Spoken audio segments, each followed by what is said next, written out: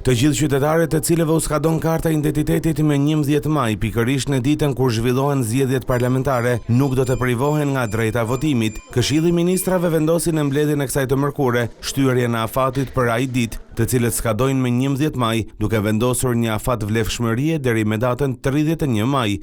Nga një analizë të dhënave rezulton se janë një numër i konsiderueshëm shtetësisht me të drejtë vote, të cilëve u ka kaluar apo u skadon afati i vlefshmërisë së letër njoftimit elektronik dhe pasaportave biometrike deri në datën 11 maj. Sipas këtij vendimi, afati i vlefshmërisë së mjeteve të identifikimit, letër njoftimeve elektronike dhe pasaportave biometrike që përfundojnë në datën 11 maj 2025 shtyhen deri në datën 31 maj 2025.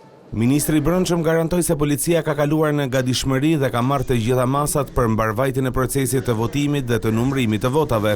Janë marrë ndërkohë të gjitha masat për mbarvajtjen e procesit zgjedhor nga pikpamja e sigurisë. Policia e shtetit do të kalojë në shërbim të përforcuar për të përballuar me sukses procesin para, gjatë dhe pas mbylljes së votimit, duke zbatuar me korrektësi ligjin dhe detyrimet që rrjedhin nga kodi zgjedhor.